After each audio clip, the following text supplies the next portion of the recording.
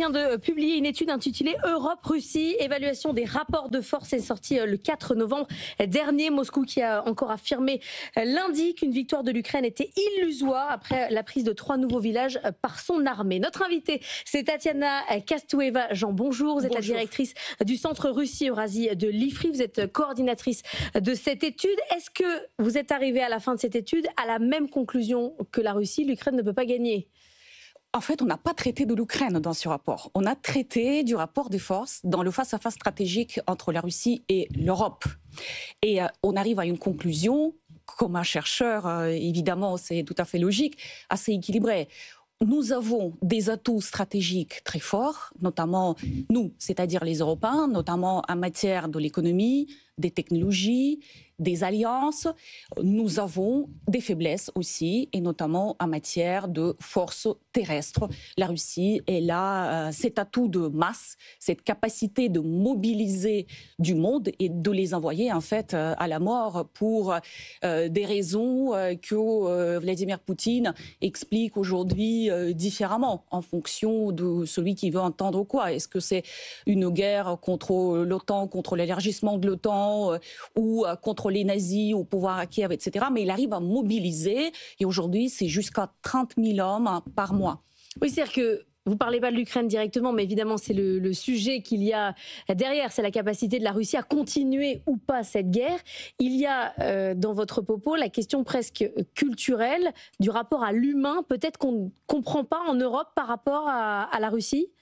En fait, il y a quand même des régimes politiques qui sont tout à fait différents.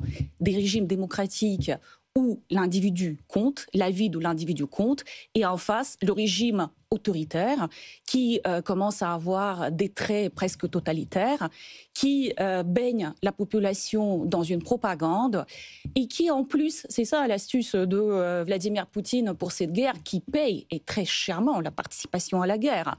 Il y a aujourd'hui un choix presque rationnel de la part des hommes russes d'aller faire la guerre moyennant l'argent qu'ils mettraient autrement 10 ans à gagner dans leur vie civile. Annalisa. Pour dire un mot de l'économie, dans votre rapport, vous expliquez que la Russie s'oriente vers une période de stagflation, qu'elle a un déficit croissant. En gros, que c'est un pays de moins en moins capable de se moderniser et de plus en plus dépendant de la Chine. Donc, ce sont des perspectives très sombres. Et pourtant, l'économie russe nous a déjà étonnés par sa résilience, par sa capacité à s'adapter. En effet, l'économie russe a été très résiliente pendant les 3 années de guerre. C'est une économie où il y a quand même beaucoup d'entreprises privées et chacun a mis en place des stratégies de contournement de sanctions, des stratégies de survie. L'économie russe est aujourd'hui vraiment adossée à l'économie chinoise qui lui donne de la profondeur stratégique. Et l'injection des sommes considérables dans l'économie pour la guerre, pour les salaires, et notamment dans le complexe militaro-industriel, a créé une sorte de bulle de croissance qui a pu afficher à la fin de l'année dernière 4,3%. Mais je pense que cet effet a été momentané, une sorte de bulle. Les responsables russes eux-mêmes prévenaient contre cet état de l'économie surchauffé. Et donc, on arrive au bout de ce cycle. Et depuis le début de l'année 2025, l'économie russe montre quand même beaucoup de signes de fragilité, de l'inflation, le déficit budgétaire que vous avez mentionné, qui se creuse et qui est chiffré à 2,6% pour cette année. Il n'y a plus suffisamment d'argent pour payer, comme pendant 3 ans, les combattants et leurs familles. On voit bien que certaines régions réduisent le bonus qui est payé à la signature du contrat, etc. La suite va dépendre de plusieurs choses, et notamment de l'impact des sanctions, qui sont des sanctions prévues pour avoir un effet durable, un effet lent. Et vous avez arrivé à chiffrer ça, l'impact des sanctions sur l'économie russe? Eux disent ça fait rien, nous on dit c'est utile. C'est très difficile de chiffrer. Il est certain que les sanctions occidentales contribuent en fait à l'inflation en Russie. Tout est plus long, les chaînes d'approvisionnement.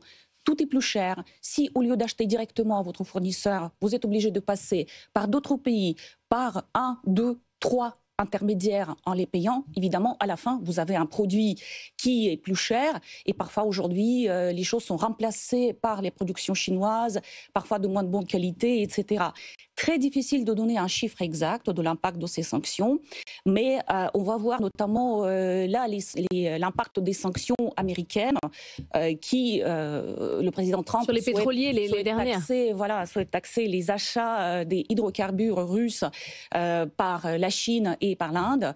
Les compagnies chinoises et indiennes ralentissent un peu pour cet achat, s'ajustent, trouvent d'autres solutions.